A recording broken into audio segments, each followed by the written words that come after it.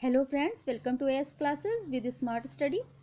Friends, today's topic we are going to discuss a term negative capability used by John Keats in his poems. आज हम negative capability क्या है इसको detail में discuss करेंगे.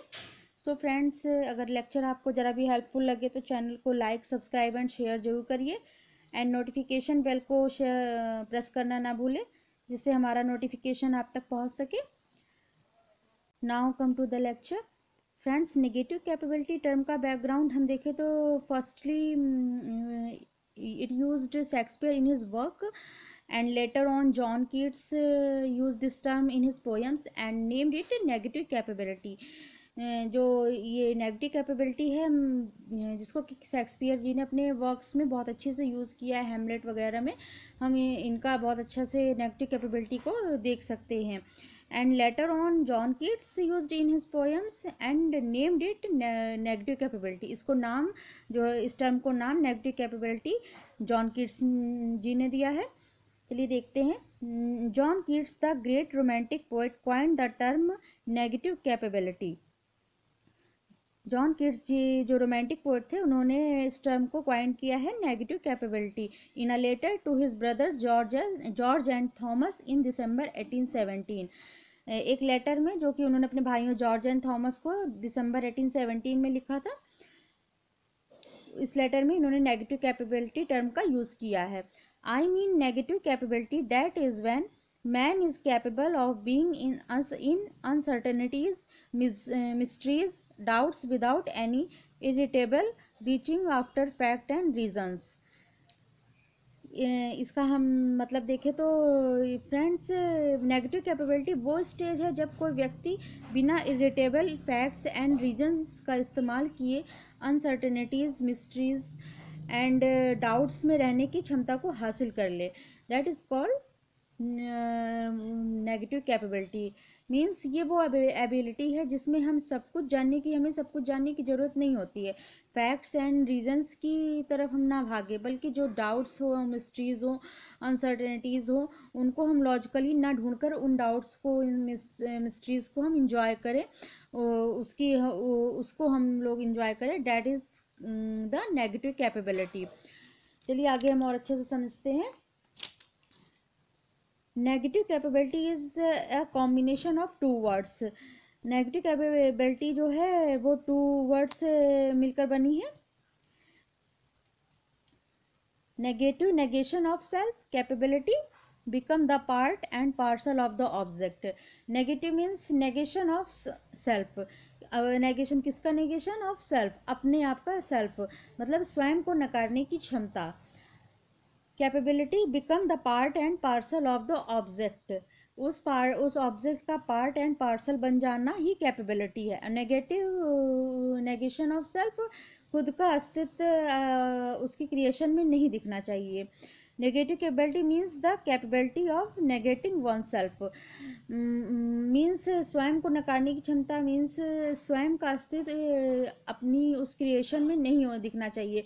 अपनी पर्सनल लाइफ, अपनी लाइफ को पोएम में ना डिस्क्राइब करके जो भी ऑब्जेक्ट में हम डिस्क्राइब करते हैं, जिस चीज़ को भी बताते हैं उसमें हमें उस ऑब्जेक्ट का पार्ट एंड पार्सल बन जाना ही नेगेटिव कैपेबिलिटी है.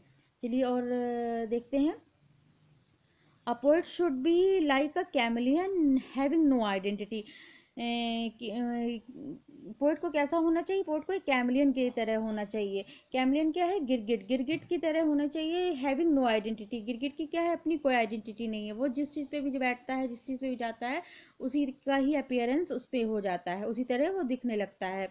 तो पोएट को एक कैमलियन की तरह होना चाहिए. हैविंग नो आइडेंटिटी, उसकी अपनी कोई, जैसे कि गिरगिट की अपनी कोई आइडेंटिटी नहीं है. वो जिस चीज़ में बैठता है उसी में उसी की तरह ही वो दिखने लगता है, उसी का पार्ट एंड पार्सल बन जाता है. इसी तरह पोएट को भी जिस चीज़ का भी ऑब्जेक्ट का वो डिफाइन करता है उसी का एक पार्ट एंड पार्सल बनना चाहिए. That is negative capability. जैसे कि देखिए कोई अगर हम मैजिक देखें या सुपर नेचुरल एलिमेंट्स को देख रहे हैं तो उसको लॉजिकल माइंड से ना ढूंढकर उसको मैजिक को एंजॉय करना है ही नेगेटिव कैपेबिलिटी कहलाता है। अब कोई मैजिक हो रहा है तो हम कहेंगे नहीं मैजिक कैसे हो रहा है, कैसे हो गया, उसको हम लॉजिकली ढूंढेंगे तो फिर हम उस चीज़ को एंजॉय नहीं कर पाएंगे। तो हमें बिना कोई तर्क वितर्क के उस चीज़ को एक्सेप्ट करना ही नेगेटिव कैपेबिलिटी है। जैसे एग्जांपल में हम हैरी पॉटर मूवी को देख ले जिसमें मैजिक को दिखाया गया है, जैसे झाड़ू में बैठकर उड़ते हैं वो दिखाया है। अगर कोई लॉजिकली माइंड से सोचे कि झाड़ू कैसे उड़ सकती है तो कभी क्या ऐसा हो सकता है, बट अगर हम लॉजिकल माइंड से देखेंगे तो हम उस चीज़ को एंजॉय नहीं कर पाएंगे। बट उस मैजिक को हमें अपने लॉजिकल माइंड को दरकिनार करके उस मैजिक को एंजॉय करना ही नेगेटिव कैपेबिलिटी कहलाता है। सो फ्रेंड्स, आपको आई थिंक ये पॉइंट क्लियर हुआ होगा। आगे चलिए हम लोग देख लेते हैं।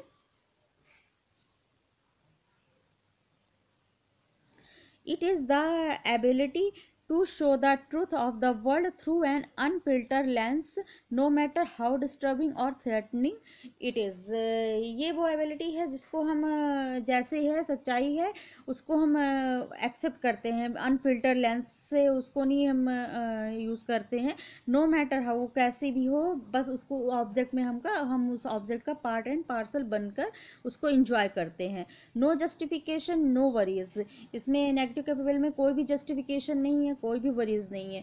Man should accept that something are beyond his knowledge, man वो चीज़ एक्सेप्ट करता है जो कि उसकी नॉलेज के बियॉन्ड होता है, उसको एक्सेप्ट करता है, दैट इज नेगेटिव कैपेबिलिटी। आइए हम एग्जाम्पल से भी कुछ देखते हैं। In Ode to Nightingale, Keats wants to escape the real world full of fever and fret to the magical and ideal world of Nightingale। Ode to nightingale में kids जो है ये इस जो रियलिटी वाले वर्ड से है जो full of favour and fit से भरा हुआ है उससे कहीं बाहर भाग जाना चाहते हैं। कहाँ जाना चाहते हैं? मैजिकल दुनिया है जो एंड आइडियल वर्ड है जो नाइटिंगेल का, उस दुनिया में जाना चाहते हैं। तो किड्स खुद भी उस पोयम में पार्ट एंड पार्शल नाइटिंगेल की दुनिया का बन जाना चाहते हैं, बन गए हैं।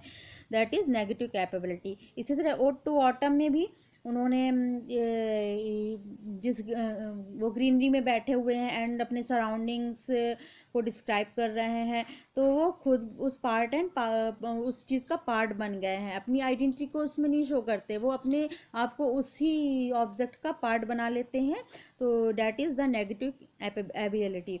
और टू ग्रेशियन अर्न भी इनका वर्क है। इसमें वो अर्न की इस तरह ब्यूटी को डिस्क्राइब करते हैं कि वो उस अर्न की पेंटिंग को इस तरह डिस्क्राइब ब्यूटी को बताते हैं तो वो उस पेंटिंग का ही एक पार्ट एंड पार्सल बन जाते हैं, जिस ब्यूटी में ही वो खो जाते हैं, उसी में रम जाते हैं। उसकी ब्यूटी को डिस्क्राइब करके उसी में रमना, उसी का ही एक पार्ट एंड पार्सल बन जाते हैं। वो अपनी आइडेंटिटी, पोइट जिस चीज़ को भी डिस्क्राइब करता है उसमें अपनी आइडेंटिटी को ना रखकर बल्कि उस ऑब्जेक्ट का पार्ट एंड पार्सल बन जाता है। That is the negative capability.